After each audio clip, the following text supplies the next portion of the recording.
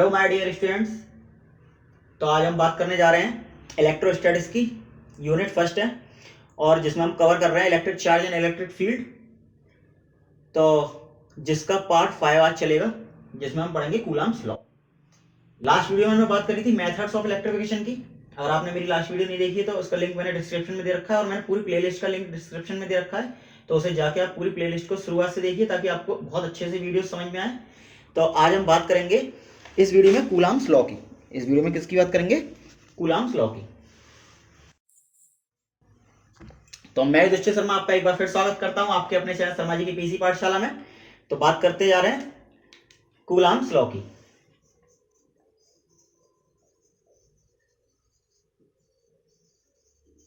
Coulomb's law in 1785 एक French physicist हुए थे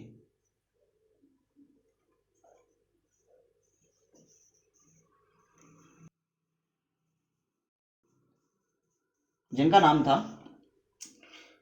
चार्लीज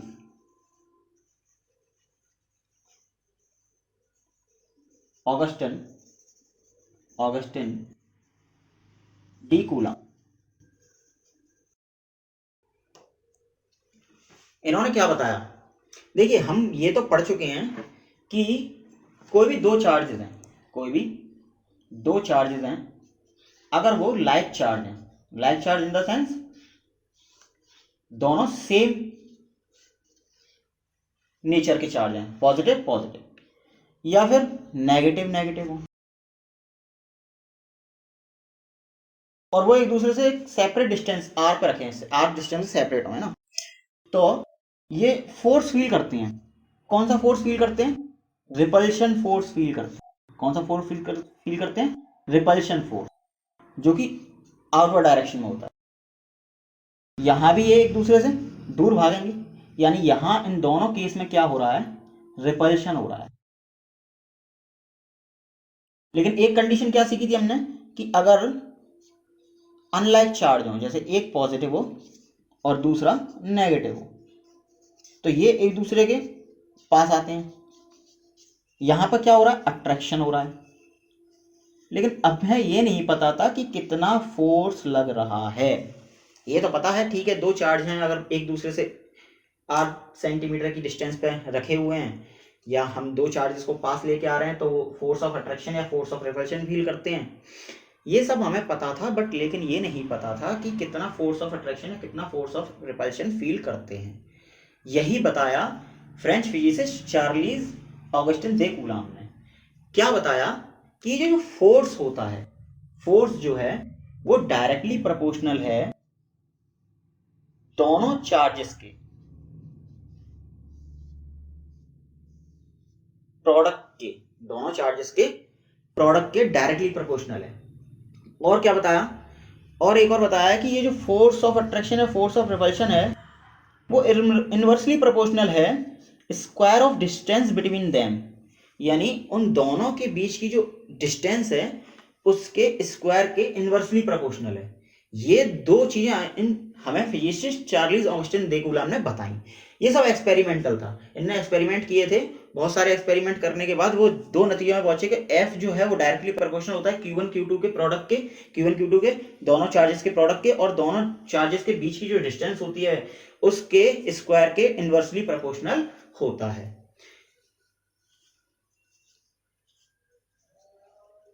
तो आप कॉपी पेन निकाल लीजिए, फटाफट से नोट से स्टार्ट कीजिए। तो लिखिए, in 1785 French physicist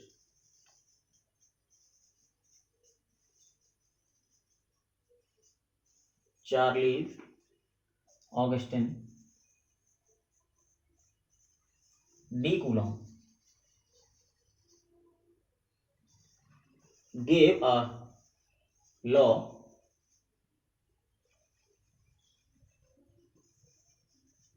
on the basis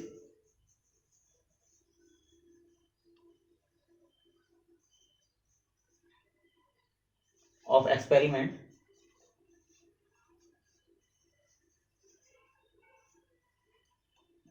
regarding the force acting between two charges।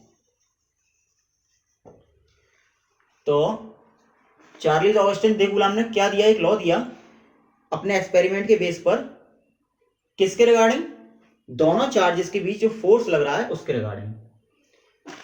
उन्होंने क्या बताया, according to this force,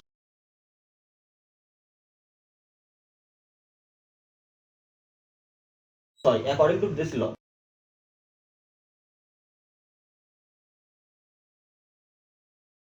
the force of attraction और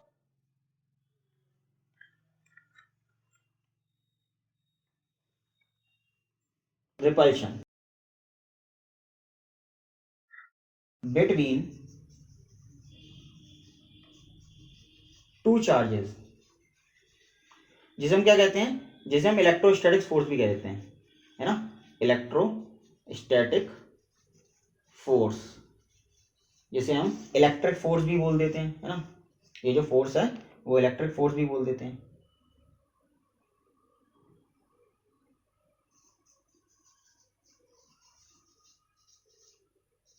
और इसे हम कूलम फोर्स भी बोल देते हैं, ठीक है।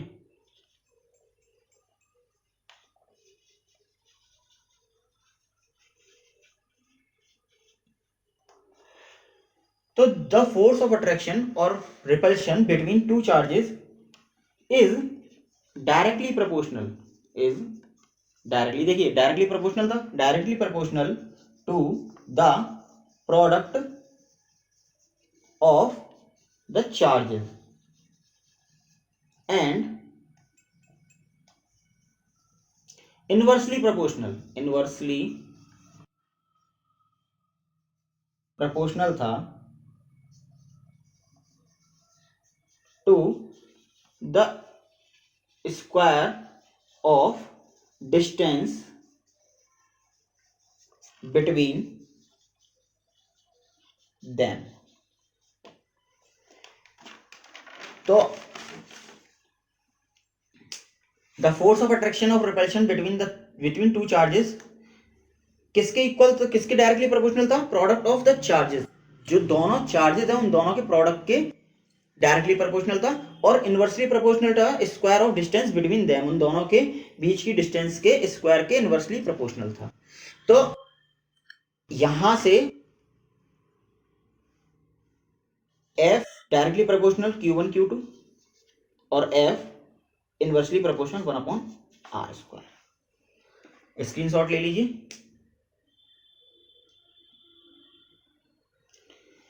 अब आगे लिखते हैं,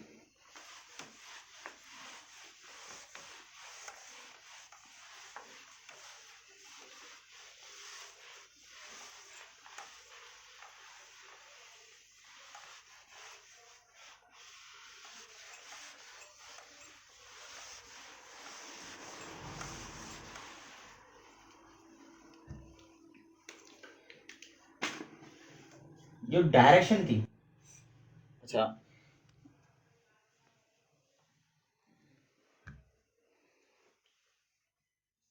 F इज डायरेक्टली प्रोपोर्शनल था Q1 Q2 के, और F इज इनवर्सली प्रोपोर्शनल था r² के, ये लिखा था।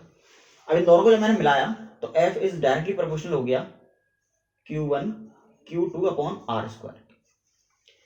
और इस प्रोपोर्शनल को जब हटाऊंगा, प्रोपोर्शनल साइन को हटाऊंगा, इक्वल टू में चेंज करूँ तो एक प्रोपोर्शनलिटी कांस्टेंट लाऊंगा Q1 Q2/r, जिसे हम K बोलेंगे, जहां पर K क्या है, एक प्रोपोर्शनलिटी कांस्टेंट है। इसकी एक्सपेरिमेंटल वैल्यू क्या होती है,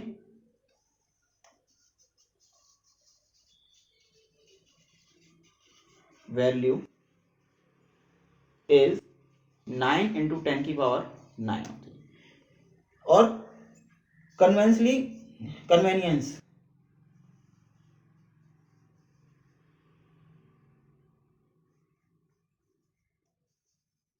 it can be written as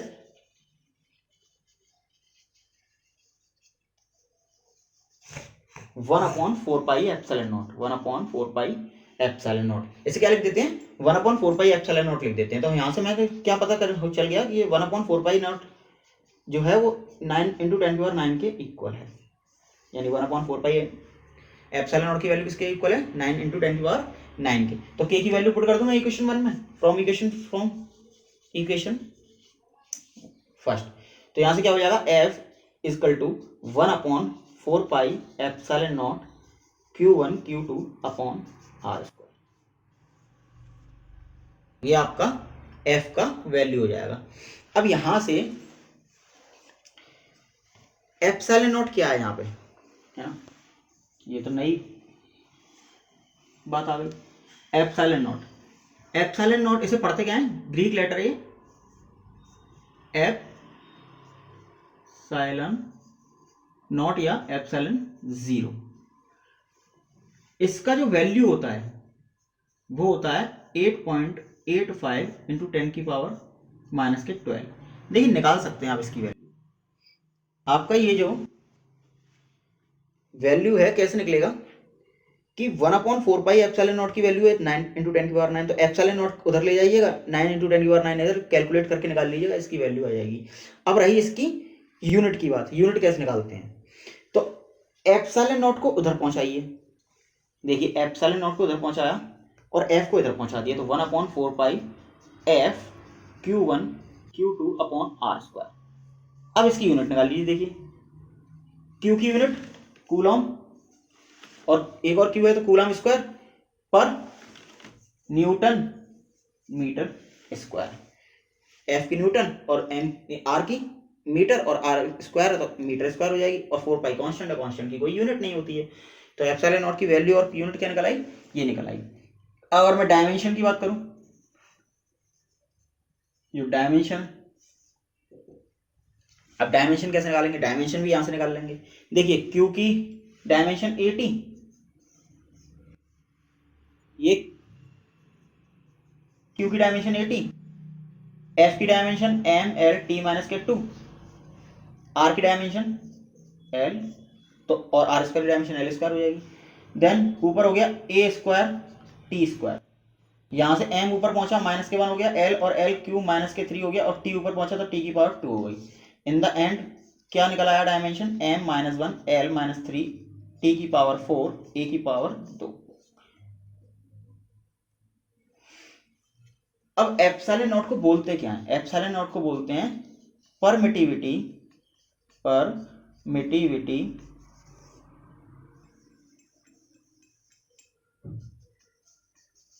of vacuum और एयर और फ्री स्पेस।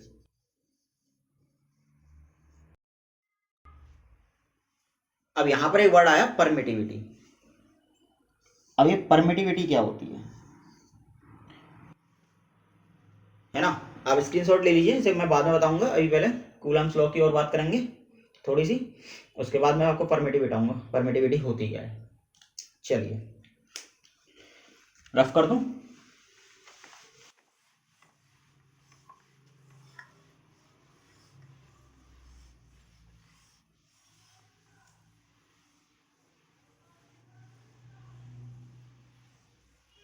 देखिए ये जो मैंने बात करी थी, ये जो चार्जेस सिचुएटेड थे वो एक मीडियम था जो एयर था। देखिए मैंने बोला ना एयर, यहाँ पे परमिटिविटी ऑफ एयर, तो जो अभी मैंने मीडियम लिया था वो एयर था। अगर मैं डिफरेंट मीडियम ले लूँ, है ना, अगर डिफरेंट काइंड ऑफ मीडियम ले लूँ तब कूलम्स लॉ कैसे काम करेगा, है ना। तो अब हेडिंग डाल दीजिए फटाफट से, Coulomb's law in different medium. Coulomb's law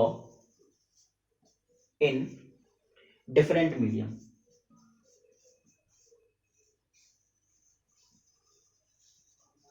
different medium का मतलब एयर ना हो, वैक्यूम ना हो, तब कैसे काम करेगा। जैसे लाइक ऑयल हो, वैक्स हो, वाटर हो, इसमें कैसे काम करेगा। ε0 की जगह हम क्या लिखेंगे, तो क्या लिखेंगे, लिखिए when the surrounding medium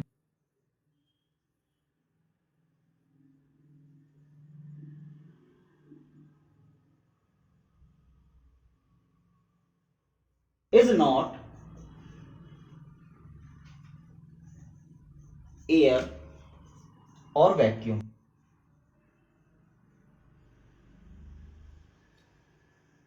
but some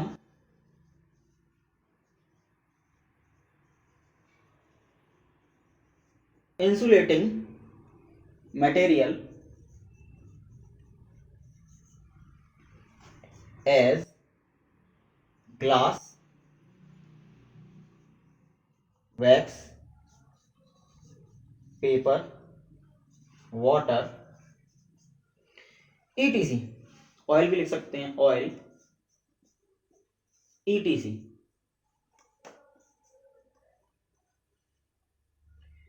Then the force between the charges, अब फोर्स बिटवीन द चार्जेस क्या हो जाएगा? देखिए अभी तक मैं आपको फोर्स क्या बता रहा था, जो फोर्स निकला था आपका F equal to 1/4 pi epsilon naught Q1 Q2 upon R square निकला था। यहां पर एप्सिलॉन नॉट क्या था? एप्सिलॉन नॉट था परमिटिविटी ऑफ वैक्यूम और एयर और फ्री स्पेस, यानी परमिटिविटी थी वैक्यूम की, एयर की या फिर फ्री स्पेस की। अब यहां पर क्या हो जाएगा? यहां पर हो जाएगा 4 पाई एप्सिलॉन, नॉट एप्सिलॉन नॉट, है ना, एप्सिलॉन 0 नहीं लिखना है, यहां पे लिखना है epsilon Q1 Q2 upon R square. और यहां पर जो एप्सिलॉन है इसको ही हम बोलते हैं absolute permittivity of the material medium.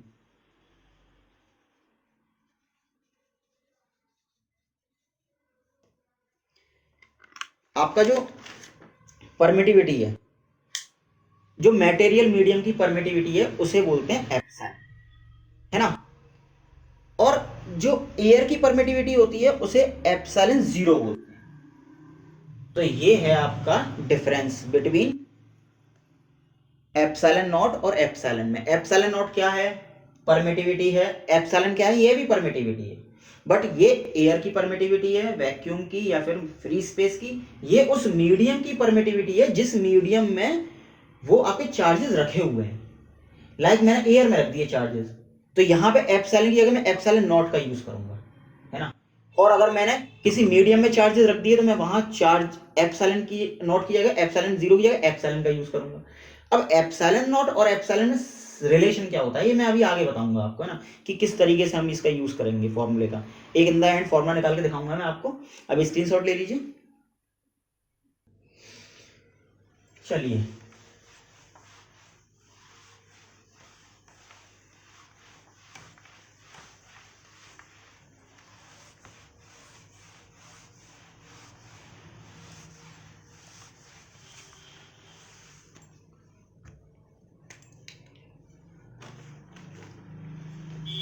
अब बात करते हैं परमिटिविटी ऑफ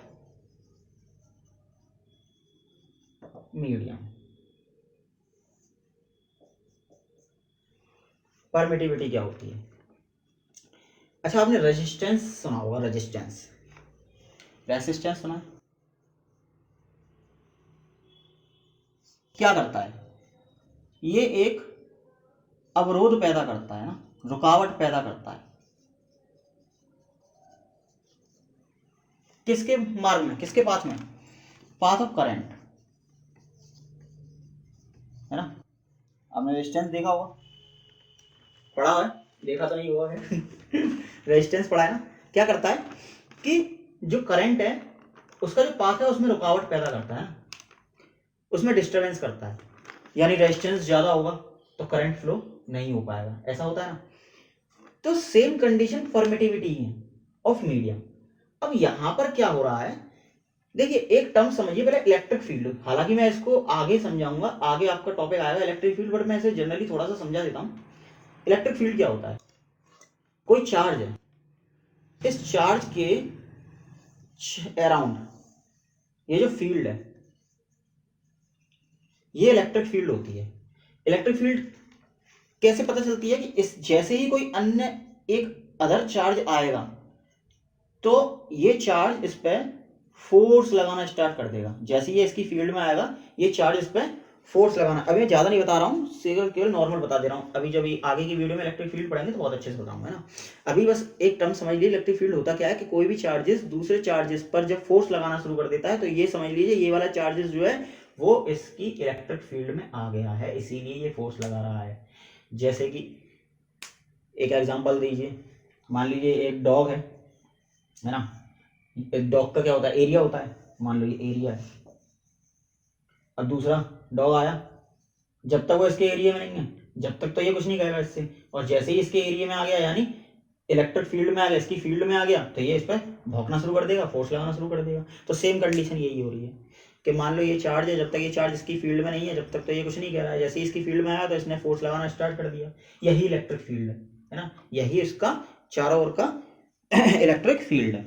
तो परमिटिविटी क्या है? अब परमिटिविटी है भाई चार्ज को आपने एयर में रखा, चार्ज को आपने एयर में रख दिया, तो एयर में उसके इलेक्ट्रिक फील्ड जनरेट हो रही है, इलेक्ट्रिक फील्ड प्रोड्यूस हो रही है एयर में। अब उसी चार्जेस को, उन दोनों चार्जेस को मैं रख दूं मीडियम में, जैसे वैक्स में रख दूं, वाटर में रख दूं, तो वहां पर इलेक्ट्रिक फील्ड जो प्रोड्यूस हो रही है वो उसके जो प्रोड्यूस हो रही है वो उसके मार्ग में रुकावट कौन कर रहा है? वो मीडियम रुकावट कर रहा है। तो यही रेजिस्टेंस परमिटिविटी ऑफ मीडियम है, यानी एक ऐसी प्रॉपर्टी मीडियम की, एक मीडियम की ऐसी प्रॉपर्टी जो उस इलेक्ट्रिक फील्ड को रेसिस्ट करती है। कितनी हम प्रोड्यूस करवाएंगे इलेक्ट्रिक फील्ड, है ना, कितनी इलेक्ट्रिक फील्ड प्रोड्यूस होने देगा वो मीडियम।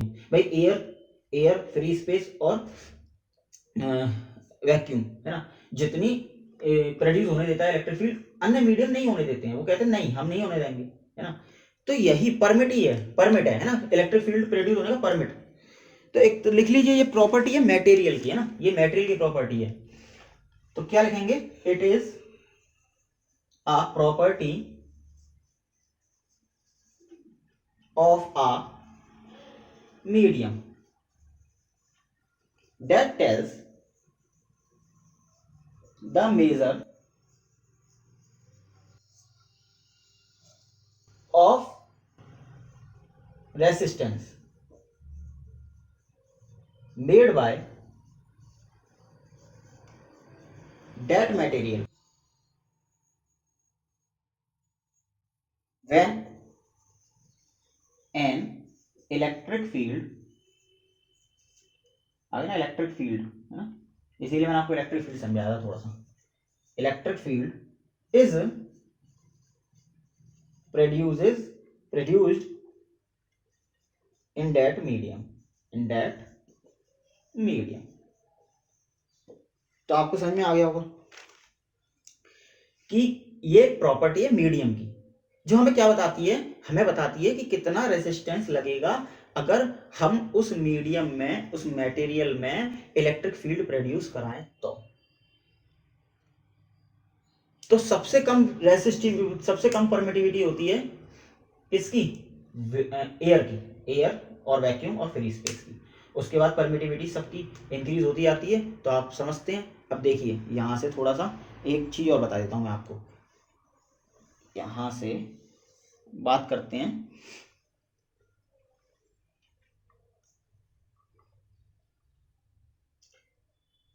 एक टर्म्स की और बात कर लेते हैं, डाइलेक्ट्रिक कांस्टेंट। डाइलेक्ट्रिक कांस्टेंट जिसको हम बोलते हैं रिलेटिव परमिटिविटी। क्या बोलते हैं? Relative permittivity.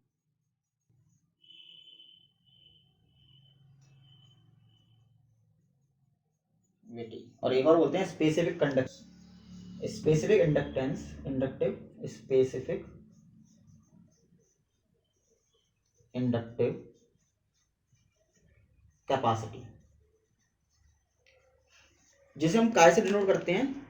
या तो एप्सिलॉन आर से डिनोट करते हैं, या फिर एक ग्रीक लेटर है कप्पा,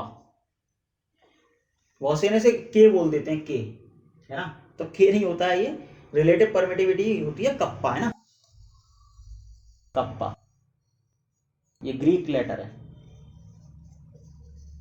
ना। ऐसे बनता है वैसे तो के कैसे बनता है, ऐसे बनता है कप्पा, ऐसे बनता है, ठीक है, के तरीके से दिखता है, ये कुछ इस टाइप से बनता है कप्पा। तो डाइलेक्ट्रिक कांस्टेंट क्या होता है, या रिलेटिव परमिटिविटी। देखिए रिलेटिव जब भी शब्द आ जाता है यानी हम किसी से रिलेट करते हैं उसको, है ना। अब क्या होता है लिखिए, it is a ratio of permittivity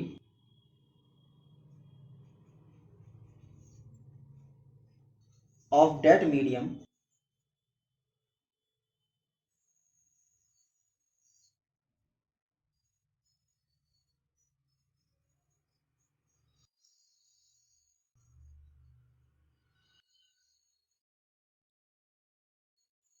to the permittivity of vacuum or free space और एयर। यानी ये रेशियो होता है, किसका रेशियो होता है, permittivity of medium and permittivity of air का रेशियो होता है। तो यहां से मैं इसको क्या लिख सकता हूं, लिख सकता हूं एप्सिलॉन इक्वल टू हो गया एप्सिलॉन नॉट के। अब देखिए एप्सिलॉन नॉट की वैल्यू कितनी थी, एप्सिलॉन नॉट की वैल्यू थी 8.85 इंटू 10 की पावर माइनस के 12, और मीडियम में जाने पर एक के से यानी एक रिलेटिव परमिटिविटी से एक कांस्टेंट से मल्टीप्लाई हो रहा है, यानी एप्सिलॉन की वैल्यू ग्रेटर हो जानी है ना, epsilon is greater than epsilon not हो जाना है। अब बात समझ में आई। अच्छा कब एप्सिलॉन नॉट के बराबर होगा, कब एप्सिलॉन नॉट के बराबर होगा, जब के इक्वल टू 1 होगा, के इक्वल टू 1, अगर के इक्वल टू 1 कर दूं तो एप्सिलॉन। तो अब यहां से क्या पता चल गया, के लिए, एयर के लिए के का मान क्या होता है, एयर के लिए के का मान होता है 1, यानी जो डाइलेक्ट्रिक कांस्टेंट है या रिलेटिव परमिटिविटी है एयर के लिए क्या होती है, एयर के लिए होती है के बराबर 1। और यही जब मैं बात करता हूं वाटर की तो यही के बराबर क्या हो जाता है 81, है ना। और यहीं पे पेपर की बात करता हूं तो 3.4 हो जाता है के इक्वल टू। तो अब इस बात को समझिए, ये जो के की जो वैल्यू है, कांस्टेंट वैल्यू है, वो मल्टीप्लाई हो रही है किसमें, एप्सिलॉन नॉट में। तो एप्सिलॉन नॉट जो है परमिटिविटी ऑफ एयर, यानी जितना भी मीडियम है, जितना भी आपका मीडियम होगा उसकी परमिटिविटी एप्सिलॉन नॉट से तो ज्यादा ही होगी, यानी परमिटिविटी ऑफ मटेरियल ज्यादा होगा permittivity than permittivity of air के। तो परमिटिविटी ऑफ एयर कम से कम है, यानी एयर में जो फोर्स लग रहा है या फिर जो इलेक्ट्रिक फील्ड जनरेट हो रही है वो मैक्सिमम हो रही है देन किसी भी अदर मीडियम के, क्योंकि अदर मीडियम क्या कर लेता है, रेसिस्ट कर लेता है उस इलेक्ट्रिक फील्ड को, रेसिस्ट कर लेता है उस इलेक्ट्रिक फील्ड को। अब बात समझ में आई कि रिलेटिव परमिटिविटी ऑफ मीडियम क्या होता है, परमिटिविटी ऑफ मीडियम है कि उस मीडियम में किसी भी चार्जेस को अगर हम रख दें तो वो इलेक्ट्रिक फील्ड जनरेट जो कर रहा है चार्ज, क्या मीडियम उस इलेक्ट्रिक फील्ड को प्रोड्यूस होने दे रहा है, क्या परमिट कर रहा है उस इलेक्ट्रिक फील्ड को प्रोड्यूस होने के लिए, और कर रहा है तो कितना कर रहा है, कर रहा है तो कितना कर रहा है, ये डिपेंड करेगा आपका डाइलेक्ट्रिक कांस्टेंट पे, ये डिपेंड करेगा आपका डाइलेक्ट्रिक कांस्टेंट या फिर रिलेटिव परमिटिविटी पे। जिसकी रिलेटिव परमिटिविटी ज्यादा उसके लिए एप्सिलॉन की वैल्यू ज्यादा, यानी वहां पर रेजिस्टेंस ज्यादा, और जिसकी परमिटिविटी कम वहां पर उस एप्सिलॉन की वैल्यू कम, इसका मतलब उसमें रेजिस्टेंस कम। तो यहां पर डाइलेक्ट्रिक कांस्टेंट जितना कम होगा, देखो एयर का सबसे कम होता है 1, तो एयर के लिए जो परमिटिविटी ऑफ एयर है वो सबसे कम होती है, यानी एयर में जो परमिट है इलेक्ट्रिक फील्ड जनरेट होने का वो सबसे ज्यादा होता है, एयर में इलेक्ट्रिक फील्ड ज्यादा जनरेट हो जाती है other than other compare to other medium, है ना।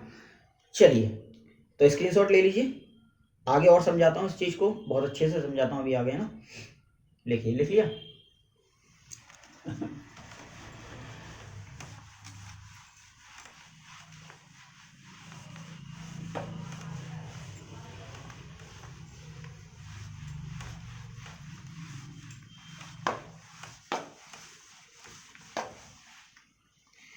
देखिए आपने एक रिलेशन सीख लिया, एक रिलेशन क्या सीख लिया, epsilon sorry K equal to epsilon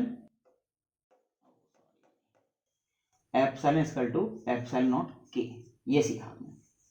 यहां पर ये क्या है, परमिटिविटी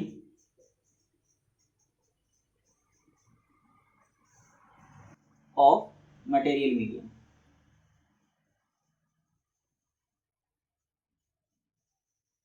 और ये क्या है, परमिटिविटी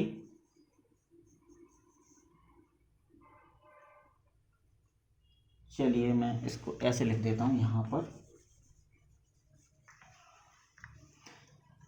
एप्सिलॉन नॉट है परमिटिविटी ऑफ एयर और वैक्यूम, और के क्या है, के आपका डाइलेक्ट्रिक कांस्टेंट है, डाइलेक्ट्रिक कांस्टेंट है, जैसे हम रिलेटिव परमिटिविटी भी कहते हैं, रिलेटिव परमिटिविटी।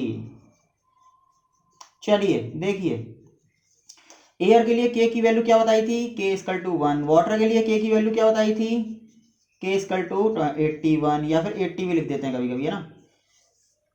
तो मैंने क्या बताया था, जिसका डाइलेक्ट्रिक कांस्टेंट कम उसकी परमिटिविटी कम, उसकी परमिटिविटी कम, और जिसका डाइलेक्ट्रिक कांस्टेंट ज्यादा उसकी परमिटिविटी ज्यादा। और परमिटिविटी कम का मतलब रेजिस्टेंस कम, यानी इलेक्ट्रिक फील्ड ज्यादा प्रोड्यूस हो जाएगी, ज्यादा फोर्स लगेगा, और परमिटिविटी ज्यादा का मतलब इलेक्ट्रिक फील्ड कम प्रोड्यूस होगी, रेजिस्टेंस लग जाएगा वहां पे इलेक्ट्रिक फील्ड पर, वहां पर फोर्स कम लगेगा। देखिए कंपेयर करते हैं कैसे कम लगेगा फोर्स, देखो फील करवाता हूं कैसे कम लगेगा। मैं एक जगह एयर ले लेता हूं और एक जगह ले लेता हूं। अब देखिए पहले तो कूलम्ब्स लॉ देख लिया, अब मैं क्या लिखा था, मीडियम के लिए लिखा था कूलम्ब्स लॉ, सॉरी यहाँ पे नहीं, देखो हमने मीडियम के लिए कूलम्ब्स लॉ क्या लिखा था, F बराबर 1/4 pi epsilon Q1 Q2 upon R square, ये लिखा था। तो यहाँ से मैं क्या कर सकता हूँ, एप्सिलॉन नॉट की वैल्यू एप्सिलॉन नॉट के लिख सकता हूँ, तो यानी मेरा कूलम्ब्स लॉ हो जाएगा 1/4 pi epsilon naught K Q1 Q2 upon R square, ठीक है। तो इसी का यूज करूंगा मैं। अब मैं अगर एयर की बात करता हूँ तो एयर के लिए के बराबर क्या होता है 1, और मैं यहाँ पे बात करता हूँ वाटर की, है ना। चलिए एक अदर मीडियम है कोई, है ना, मैंने वाटर ले लिया है ना, तो के की बात करूंगा, के बराबर 81 या फिर 80 रख लेते हैं, चलिए सिंपल रहेगा। यहां पर F जो लगेगा, दो चार्जेस हैं आर डिस्टेंस पे सेपरेट है, जो F लगेगा क्या लगेगा 1/4 pi epsilon naught K Q1 Q2 upon R square, लेकिन के की वैल्यू तो 1 है तो यहां लग जाएगा 1/4 pi epsilon naught Q1 Q2 upon R square. अब देखिए ये लग रहा है फोर्स एयर में, यहीं पर अगर मैं वाटर की बात करूं तो 1/4 pi epsilon naught K Q1 Q2 upon R square, तो F W equal to 1/4 pi epsilon naught, K की वैल्यू क्या है 81 या फिर 80,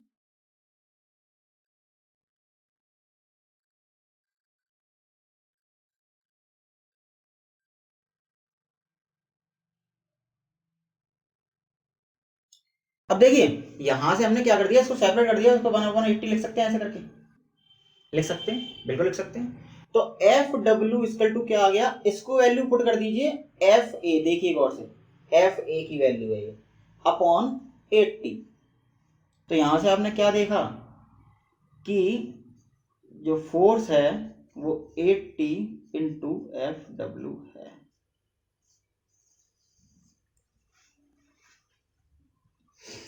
इस वाले एक्सप्रेशन और इस वाले एक्सप्रेशन से समझिए बात को। देखिए जो वाटर में फोर्स लग रहा है वो एयर के फोर्स से डिवाइड हो रहा है, 80 से डिवाइड हो रहा है एयर के फोर्स में, यानी एयर के फोर्स में जब 80 से डिवाइड कर देंगे तो F W less than F A निकलेगा। आप क्या कर रहे हैं, 80 से डिवाइड कर दे रहे हैं, और जब 80 से डिवाइड कर देंगे तो लेस देन ही निकलेगा, क्योंकि डिवाइडेशन से तो लेस देन ही निकलता है। तो आपने क्या देखा कि जैसे ही डाइलेक्ट्रिक कांस्टेंट ज्यादा हुआ आपका फोर्स कम हो गया। अब फोर्स कम क्यों हुआ मैं बताता हूं, क्योंकि रेसिस्टिव वो परमिटिविटी बढ़ गई, है ना, परमिटिविटी यानी रेजिस्टेंस बढ़ गया, इलेक्ट्रिक फील्ड जनरेट नहीं हो पाई। इलेक्ट्रिक फील्ड जब जनरेट नहीं होगी तो फोर्स कहां से लगेगा, फोर्स तो इलेक्ट्रिक फील्ड में ही लग रहा है ना भाई, कोई दूसरा चार्ज किसी दूसरी चार्ज की फील्ड में जाएगा तभी तो वो फोर्स लगाएगा। तो भाई इलेक्ट्रिक फील्ड ही जनरेट नहीं हो पा रही प्रॉपरली, तो वो फोर्स कम हो जाता है। और एयर में क्या हो रहा है, एयर में देखिए, एयर में वही फोर्स वाटर के फोर्स का 80 गुना हो गया है, यानी एयर में परमिटिविटी ज्यादा हो गई है। तो यहां से आई होप ये बात समझ में आ गई होगी आपके कि किसी भी मीडियम में फोर्स लेस देन होता है, यानी फोर्स जो मीडियम का होता है, मीडियम में वो लेस देन होता है कंपेयर टू द एयर, ठीक है ना। एयर से अगर कंपेयर करें तो मीडियम में फोर्स कम हो जाता है ना। स्क्रीनशॉट ले लीजिए। चलिए अब बात करते हैं कुछ इंपॉर्टेंट क्वेश्चन की। जैसे कि पहला क्वेश्चन है आपका, Coulomb's formula for electric force between 2 point charges. तो कूलम फॉर्मूला कौन सा था इसमें, पहला, दूसरा, तीसरा। देखिए कूलम फॉर्मूला क्या कहता था, कूलम फॉर्मूला कहता था force is directly proportional to product of two charges. तो product of two charges and force is inversely proportional to distance, square of distance between them. तो किसमें आपको दो चार्जेस का प्रोडक्ट और स्क्वायर दिख रहा है, इसमें दिख रहा है दो चार्जेस का प्रोडक्ट दिख रहा है, लेकिन स्क्वायर दिख रहा है नहीं दिख रहा है।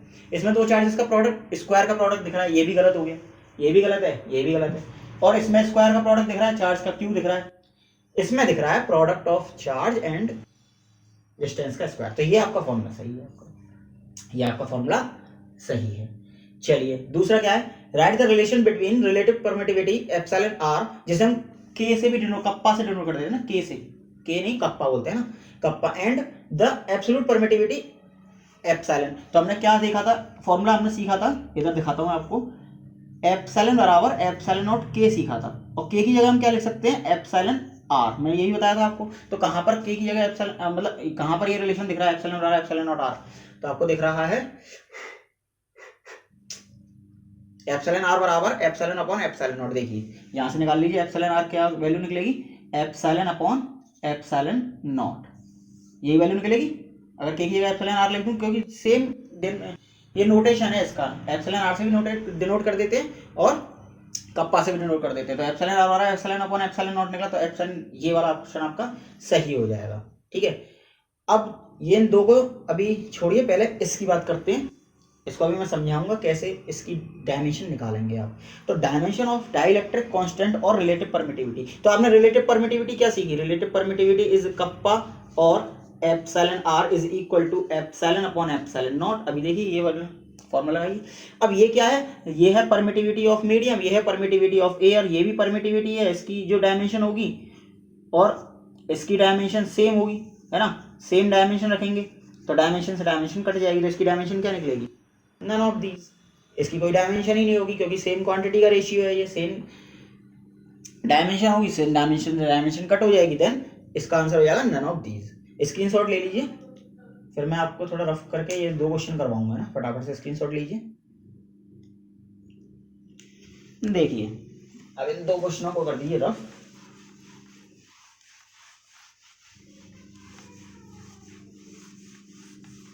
और अब बात करते हैं इस वाले क्वेश्चन की, what is the dimension formula 1/4 pi epsilon naught is F बराबर 1/4 pi epsilon naught Q1 Q2 upon R square. इसका डायमेंशन फॉर्मूला निकालना है मुझे।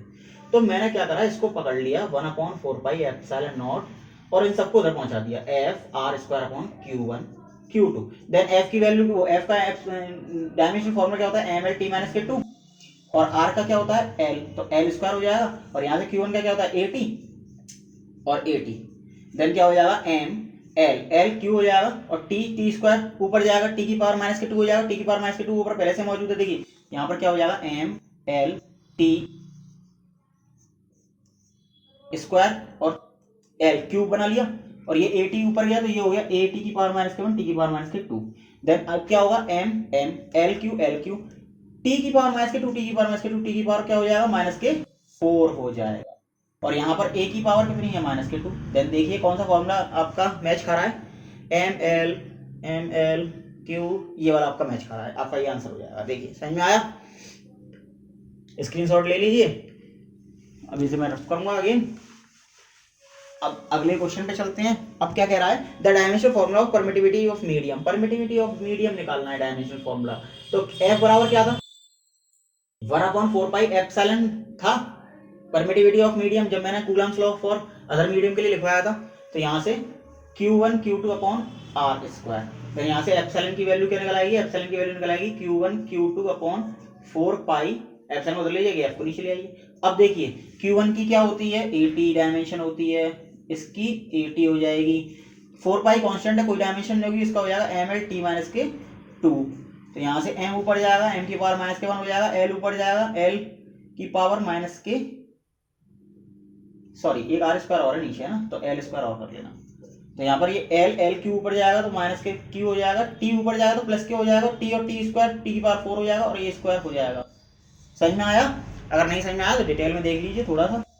ए स्क्वायर टी स्क्वायर, ये ए स्क्वायर टी स्क्वायर हो गया, एम ऊपर गया माइनस के 1 हो गया, एल एल एल क्यू हो गया और टी ऊपर गया माइनस के 2 प्लस के 2 में कन्वर्ट हो गया। देन ए स्क्वायर ये रहा आपका, टी स्क्वायर टी की पावर 4 हो गया, एम माइनस 1 और एल की पावर माइनस के 3। कहाँ पर मैच खा रहा है ये, माइनस के 3 माइनस के 1 नहीं, ओ यहाँ पर थोड़ा मिस्टेक हो गई, ये यहाँ पर एम कर लीजिए, ठीक है। अब देखिए मैच खा गया, एम माइनस 1 एल माइनस के 3 टी की पावर 4 ए की पावर 2, ये आपका फॉर्मूला सही हो गया। तो स्क्रीनशॉट ले लीजिए। नेक्स्ट क्वेश्चन पे चलते हैं।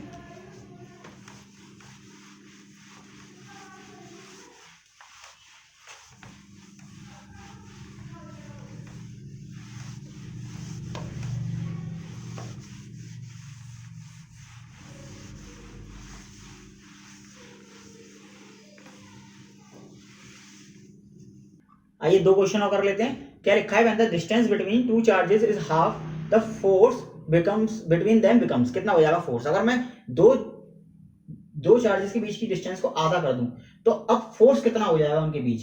तो कूलम्ब्स लॉ ने क्या बताया था, कूलम्ब्स ने बताया था F इज डायरेक्टली प्रोपोर्शनल होता है, ओ सॉरी इनवर्सली प्रोपोर्शनल होता है डिस्टेंस के स्क्वायर के, यही बताया था। देन मैं यहां से क्या लिख सकता हूं कि अगर दो चार्जेस r डिस्टेंस पे सेपरेट हैं और बाद में मैंने उन्हें आधी डिस्टेंस पे सेपरेट कर दिया, तब मेरी पहली डिस्टेंस क्या थी r और दूसरी डिस्टेंस क्या थी r/2। क्लियर। अब f इज इनवर्सली प्रोपोर्शनल होता है 1/r स्क्वायर के, तो यहाँ से क्या निकलेंगे f1/f2 इक्वल टू क्या लिख सकता हूँ मैं r2 square upon r1 square लिख सकता हूँ। ये वाली बात अगर आपको नहीं समझ में आती है तो मैं आपको इधर थोड़ा डिटेल कर देता हूँ। लीजिए भाई, f1 इज डायरेक्टली प्रोपोर्शनल हो जाएगा, मैं अगर कांस्टेंट लाऊं तो f1 equal to k 1/r1 square हो जाएगा और f2 इक्वल टू k हो जाएगा 1/r2 स्क्वायर। क्यों? क्योंकि मैं कुरान पाती साइन हटाऊंगा, प्रोपोर्शनल साइन हटाऊंगा तो कांस्टेंट लगाऊंगा, प्रोपोर्शनलिटी कांस्टेंट लगाऊंगा। देन यहाँ से f1/f2 करूँ मैं तो यहाँ से क्या होगा k 1/r स्क्वायर 1 और k 1/r2 square. Then k से k कट जाएगा, r2 square upon r1 square value आ जाएगी।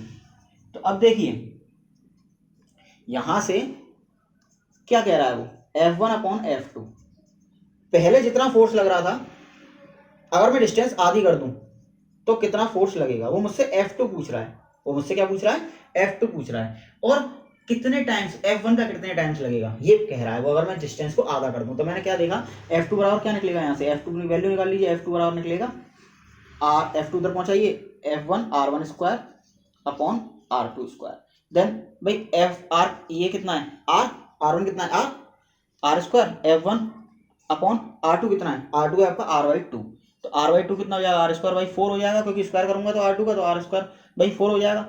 4 ऊपर पहुंच जाएगा, r² से r² कट हो जाएगा 4f1। यानी आपने क्या देखा कि अगर मैं डिस्टेंस को आधा कर दूं तो मेरा जो फोर्स है वो पहले फोर्स का 4 गुना हो जाता है, पहले फोर्स का 4 गुना हो जाएगा। आप जानते ही हैं डिस्टेंस जैसे ही पास आएगी फोर्स बढ़ जाएगा, कितना बढ़ जाएगा 4 गुना बढ़ जाएगा, यानी 4 टाइम्स। इसका आंसर क्या हो जाएगा 4 टाइम्स। स्क्रीनशॉट ले लीजिए। और अब सेकंड क्वेश्चन करते हैं। सेकंड क्वेश्चन क्या कह रहा है, सेकंड क्वेश्चन कह रहा है two charges are distance R apart air, force between them F। देखिए अगर वो एयर में है, कोई चार्जेस हैं एयर में है, डिस्टेंस कितनी है r है, फोर्स लग रहा है, कितना लगेगा फोर्स कूलम के लॉ के according 1/4 pi epsilon naught q1 q2 upon r square, यही लगेगा। अब वो क्या कह रहा है, अगर मैं इसको डाइलेक्ट्रिक कांस्टेंट k प्लेस कर दूं, यानी इसी चीज को मैं काय में रख दूं, एक ऐसे मीडियम में रख दूं जिसका डाइलेक्ट्रिक कांस्टेंट क्या है k, तो सब कुछ सेम है, आपका डिस्टेंस भी सेम है, चार्जेस भी सेम है, बस अब डाइलेक्ट्रिक कांस्टेंट आ गया, मीडियम की बात आ गई है, तो यहाँ पर हम रख देंगे 1/4 pi epsilon naught k, Q1 Q2 upon R square. Then आपने क्या देखा कि मीडियम में रखने पर के से मल्टीप्लाई कर देते हैं, क्योंकि एयर में तो के की वैल्यू 1 होती है। तो यहाँ पर एयर में रखा था, यहाँ पर एयर में रखा था, और यहाँ पर ऐसे मीडियम में रखा था जिसका डाइलेक्ट्रिक कांस्टेंट के है, जिसका डाइलेक्ट्रिक कांस्टेंट क्या है, के है। तो यहाँ से मैंने क्या कर दिया, एफ मीडियम इक्वल टू, अब यहाँ पे जो एफ ए फोर्स था, फोर्स लगने वाला, एयर में फोर्स लगने वाला था, वो एफ था, एफ के बराबर था। तो यहाँ से मैं इसको एफ के बराबर लिख सकता हूँ 1/4 पाई एप्सिलॉन नॉट, क्योंकि क्वेश्चन में दे रखा है मुझे भाई आर स्क्वायर। देन यहाँ से मैंने क्या करा, 1/4 पाई एप्सिलॉन नॉट को कर लिया सेपरेट, और Q1 Q2 को कर लिया सेपरेट, और इसको मैंने कर दिया 1/k। अब इसकी वैल्यू क्या है, इसकी वैल्यू तो देखिए आप एफ है, देखिए एफ है, तो मैं यहाँ से क्या लिख सकता हूँ, एफ मीडियम इक्वल टू लग जाएगा एफ अपॉन के, यानी मीडियम में जो फोर्स लगेगा वो वायु एयर में लगने वाले फोर्स से डिवाइड होगा के से। तो कहाँ पर डिवाइड हो रहा है, के से, ये वाला ऑप्शन आपका ये सही हो जाएगा। स्क्रीनशॉट ले लीजिए। आई होप आपको ये वीडियो बहुत अच्छे से समझ में आई होगी, और लास्ट वीडियो भी आप देखिए, वो भी आपको बहुत अच्छे से समझ में आएंगी। और पूरी सीरीज चल रही है एक तरह से इलेक्ट्रोस्टैटिक्स की चैनल पे, तो चैनल को सब्सक्राइब करना ना भूलें, ताकि आपको आगे भी फायदा होता रहे, और अपने दोस्तों के साथ मेरी वीडियोस को ज़्यादा से ज़्यादा शेयर कीजिए, ताकि उनका भी फायदा होता रहे। तो इसी के साथ मैं ऋषि शर्मा आपसे विदा लेता हूँ। जय हिंद, जय भारत।